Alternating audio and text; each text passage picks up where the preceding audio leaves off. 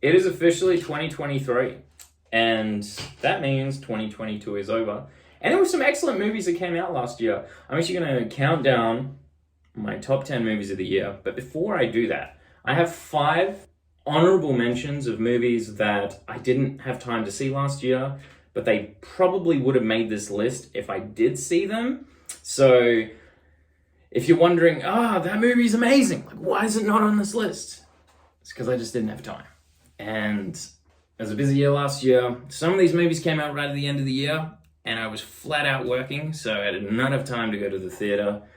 And some of these movies just kind of slipped under my radar, and other stuff came out at the same time, so I watched the other things, and I kind of forgot about these, and then I looked back when I was making this list like, oh damn, that movie looked really good. Probably would be on this list, but I ran out of time. Those 5 movies are Puss in Boots, The Last Wish. It looks incredible. The animation, the storytelling, all of that looks great. Absolutely looks like my kind of thing. I've seen on TikTok a lot of people saying it's their best movie of the year. Avatar, The Way of Water. Obviously, a lot of people are praising this movie for how amazing it is and how incredible it looks. That would probably have made my top 10. Barbarian, apparently one of the best horror movies of the year, if not the best horror movie of the year. It looks cool, it looks creepy. I don't know that much about it because I've been told that the less you know about it going in, the better the movie is. So, haven't really looked into it, just heard it was amazing. It probably would have made my list. The Bad Guys, also incredible animation, good voice cast, looks like a lot of fun, looks funny, looks action-packed. Elvis. I love Elvis. I've heard this movie is fantastic. I've heard it's a bit weird, but because that's just what Baz Luhrmann does. But I definitely think this would have made my list if I'd seen it, but I haven't. So sorry for all the people that are a fan of all those movies. They didn't make my list because I just didn't have the time. So coming in at number 10 for me is The Gray Man. I'm going to be completely honest, I am not a Ryan Gosling fan. I don't like his performances in anything. I think he's one of the most overrated actors of all time. So I'm actually surprised that a Ryan Gosling movie is making my top 10 list. And the reason that is Chris Evans. This is one of the best Chris Evans performances I've ever seen. I've seen almost all of Chris Evans's movies, and this was just incredible. I love seeing Chris Evans as the bad guy. He has so much fun. He's so charismatic. He's hilarious. He's so good at playing bad. He's so evil, but so much fun to watch. The final showdown at the end between Ryan Gosling and Chris Evans is fantastic. Some of the action's a little generic, and some of the CGI is pretty underwhelming, but otherwise from that, this is a really fun kind of spy action thriller movie, and Chris Evans carries the entire film. So if you're a Chris Evans fan and you haven't seen this, you absolutely need to watch this. If you're not a Chris Evans fan, you could probably skip out on this, because the main reason I watch this movie would be for Chris Evans. Number 9 on my list is Black Adam. I know this is probably going to surprise a few people, because I know when it came out, a lot of people thought it was just either super average or pretty trash, but I actually had a lot of fun with this movie. I have a few kind of guilty pleasure genres, and I do love a good superhero movie that just has really hard-hitting heroes going absolute ham on each other. And this had plenty of that. I don't care how many cities you need to destroy. I don't care how many civilians get in the way. Just show me these insanely overpowered heroes and villains just smacking each other around the place. I love that stuff. I find that super entertaining. This would actually probably be higher up on my list if it wasn't for the non-powered characters. The family are super annoying. I don't know if they were trying to pull some Shazam stuff again and have this little kid that knows all about superheroes, and he's trying to encourage the hero to do the right thing. It kind of felt like they were trying to do that all over again, but oh my gosh, he was just so cringe, and they thought he was this super cool skater kid, and it was just, it was hard to watch. I was like, get him off the screen. He was just the worst. If he wasn't in this film, it would have been so much better.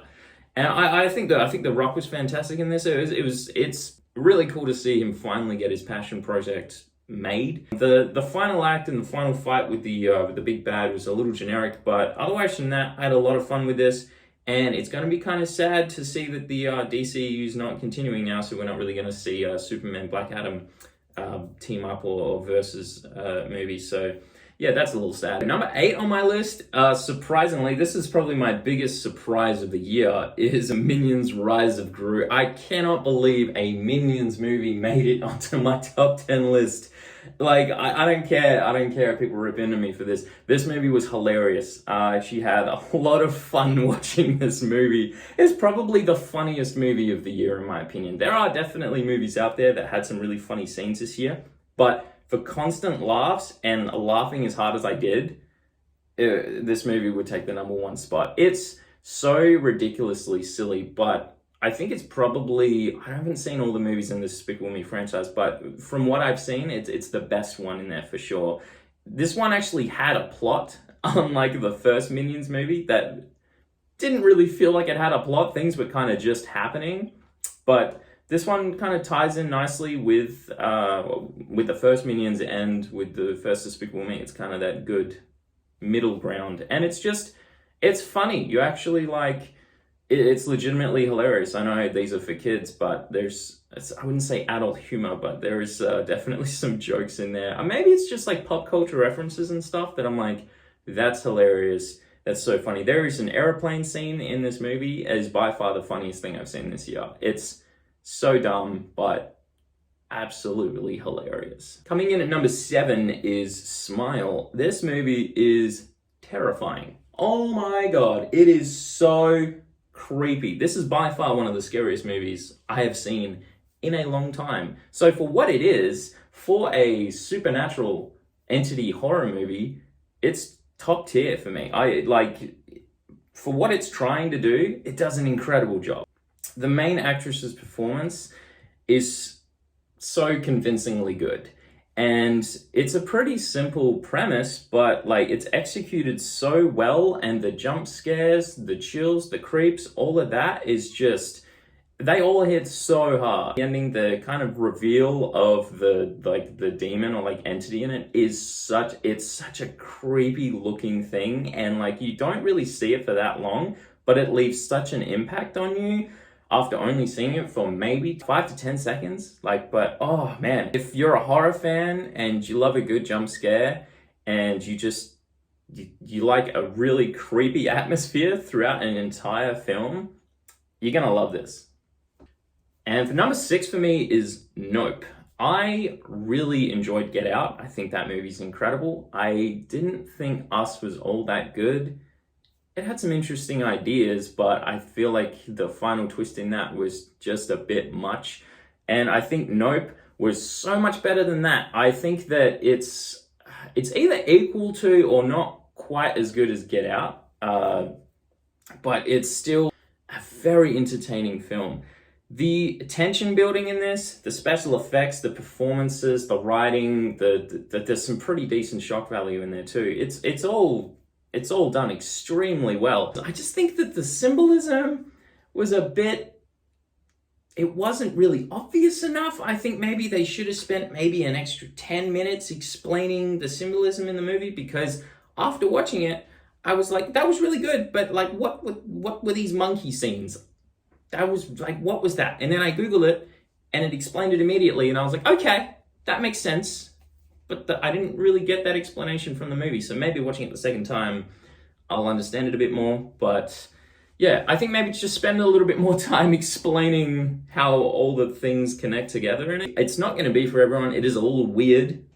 I definitely know a few people that don't like this movie, but I know some people who enjoyed it just as much as I did. So number 5 for me is Prey. This is probably the best Predator movie, in my opinion. I know a lot of people hold the first Predator as like an all-time classic, and yes, it is an Arnold classic, but as a Predator movie, I think Prey did it a little better. It's just like with the Predator coming down and hunting, like doing his Predator shenanigans in an older time, where people who have to verse him, they don't have like automatic weapons or like grenades or any of that stuff. And it's just, like, the build-up in this movie is fantastic. Seeing the Predator, like work his way from, like, a small animal all the way up to humans in the movie was just incredibly entertaining. And you've got this scene where the Predator just, like, rips his way through a group of men, and it is by far the best alien versus human scene of the year. Like, that was so entertaining to watch, just the Predator using all these different gadgets. And the violence in this is super solid. Like, there's some badass gore in this. There's a couple of kills in this that are implied and not shown, which did annoy me. I was like, man, I really should have shown that, but whatever. It is what it is. And I feel like the ending was a little rushed, but they're probably my only two major complaints about this. Everything else about this movie is pretty perfect. For what it is a top quality Predator movie. If you like Alien versus Man movies, it's absolutely worth a watch. Just keep making Predator movies like this, because they're great. Coming in at number 4 for me is Everything Everywhere All at Once. This is by far the most original movie I have ever seen. I will never see anything like this ever again. I've never seen anything like this before. It's crazy. Just the concepts, the editing, the performances, the choreography, the cinematography, but yeah, most of all the concepts of this movie are just insane. I know a lot of people are going to have this movie as their number 1 just because it is so original, and the heartfelt family dynamic of the film is incredible. But for me, it was just a little bit too weird and a little bit too strange to take the number 1 spot. There are like 2 or 3 scenes in particular that are just so weird, and there's a universe in this where people have like sausage fingers, and I found that really cringe. I know some people are just going to find that hilarious, but that just wasn't my type of humor. And every time I went back to that universe, I was like, oh, great. Can we get on with this, please? Let me just go up to the next one. And there's a rock universe as well. That was actually kind of funny, but those scenes usually drag out for a little longer than they needed. But besides that, and some of the really just whack scenes, there's a fight scene in this where people are fighting while they have stuff up their butts, and it's really weird and I guess funny but super uncomfortable at the same time. So like, yeah, like what was that? This is easily one of the most unforgettable movies you'll ever see. Like, after watching this, you just be like, what did I just watch? That is going to stay in my brain forever. And the fighting in this is incredible. There's some wicked kung fu, and yeah, just a creatively wild movie altogether. So number 3 for me is Bullet Train. I love Brad Pitt. He's just so good in everything he does. He's so charismatic. He's just so fun to watch. But I love the style of this movie. I feel like the first 2 acts of this were very influenced by Quentin Tarantino with the storytelling, with the kind of the mystery of like what's happening then, like why are all these characters here, how are they all tied in together, and the way that it kind of keeps jumping back and forth from the future and like explaining characters' origins and all that. It just, and like the quippy humor and the dialogue between characters, it felt very Tarantino. I don't think he had anything to do with this movie, but it literally felt like he definitely wrote some scenes in it or something. And then the third act is just insane balls to the wall action where everything combines at the beginning of the third act. All the twists are revealed, and it's just like, okay, let's just go full action. Let's all fight each other and see who's left standing at the end of the movie. So that is just so much fun to me. I love stuff like that. I love the characters in this. I love the actors in this. The special effects are amazing. The fighting, the comedy, it's all just top quality. There was one in particular villain that I did find super annoying, and they definitely survived longer in the movie than I would have liked. And speaking of which, there were other characters that were killed off a little too quick for my liking. I think it was just more for the comedic shock value than anything, but like, it's still made for an entertaining scene, but you look back on it later and go, damn, that character would have been cool if they stuck around a little longer than they did. But otherwise from that, this is a top quality action comedy, and if you can handle how insanely violent the final act is, definitely give this movie a watch. So my number 2 and my number 1 spot keep getting switched.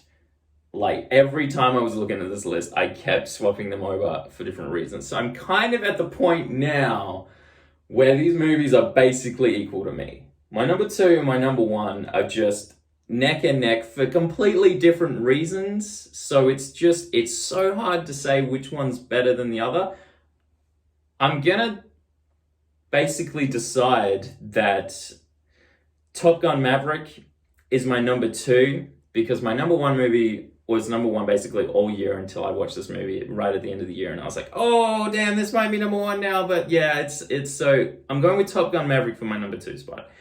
This movie is just an absolute masterpiece. It's incredible. The realistic action is just mind-blowing, and the way that it built on the first Top Gun was so respectful, and it felt so needed as well. This year and last year, there were so many films that came out because they were just nostalgia bait, and it felt like companies were just relying on fans being like, oh yeah, like I haven't seen a sequel to this movie in so long, I want to go see it. But so this movie came out, and it very well could have just been nostalgia bait, but it's not. All of the pieces they've added and the storytelling that they've added to this feels so important and so needed to complete this story and for these characters, and it's just such a satisfying movie. This and number one are both experiences to me. They don't feel like films, they feel like an experience. So they pull you in so much into this film that you just forget that you're watching a movie. You feel like you're there with the character. And the cinematography, the stunts, the action, all of that is so intense. And the fact that they add timers to all of the action scenes as well just makes them so much more intense, because you've already got this insane action scene, flying scene happening, and then they've got to make it by milliseconds. So it's just like, oh my God.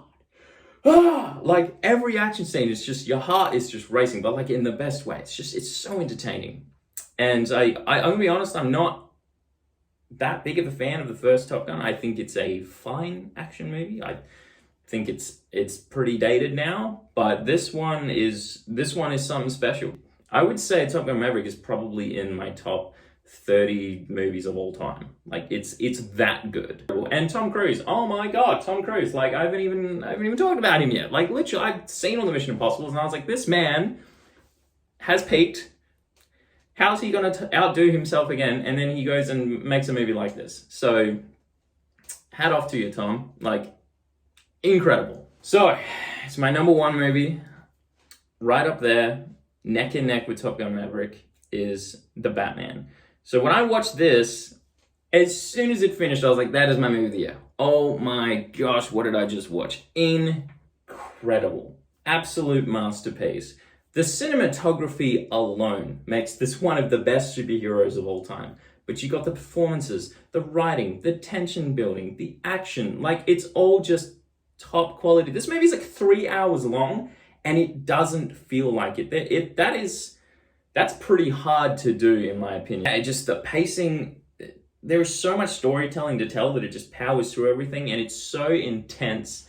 And the action is so realistic. This is such a grounded Batman. Like, this doesn't really feel like a superhero movie. This just feels like a bulletproof man that's just going out there teaming up with the police to solve a crime about a serial killer. That's all it really feels like. So I feel like for people who don't like superhero movies, if they like mystery murder films, they're probably gonna love this too. Like, and Robert Pattinson's great as Batman. He brings a completely different performance than we've really seen before.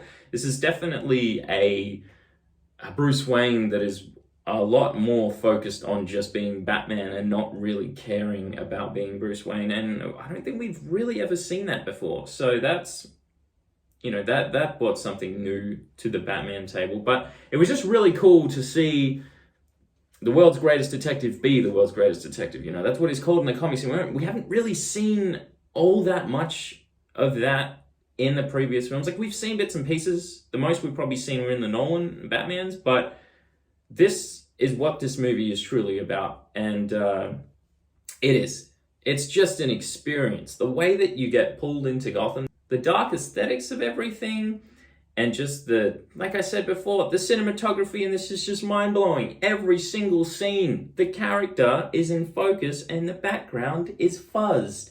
How did they do that? A lot of movies will do that for like a hot second in a scene, but they did this in every single shot. I couldn't believe it. It's crazy. The dedication to the craft is just incredible here. So, yeah, this is my number one movie because it's just so well made. You can just see the passion in the film from the filmmaker's point of view and the performance's point of view. It's just everyone that's in this movie or involved in this movie is so passionate about what they're doing. And I love movies like that because movies like this make me go, yeah, they actually wanted to make this movie. This isn't just all about the money, which is like what society is about today. They wanted to make this because it was their passion and that's what they wanted to do. I love that stuff.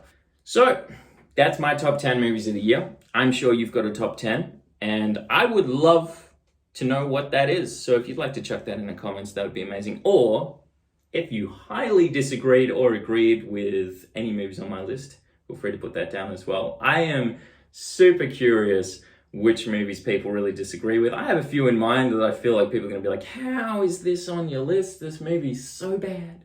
But then also, you know, I'd love to hear if the Batman was number one for anyone else out there. I feel like Top Gun Maverick, the Batman, and Everything Everywhere All at Once are probably most people's number one movie. I mean, if none of those movies are your number one, and a movie that I haven't even mentioned was your number one, feel free to put that down there too, because like I'm super curious of what that is. I love to know what people's favorite movies are, and I will be having a bottom 10 worst movies of the year video coming soon as well. So stay tuned for that if you'd like to hear me bitch about all the terrible movies that came out this year, because whew, yeah, there's quite a lot of those too. So yeah, if you like what you've seen and you want to see more of this, because a lot more of this will be coming, feel free to subscribe. Chuck me a like, that'd be really, really nice too. I appreciate that. And yeah, I'll see you in the next video.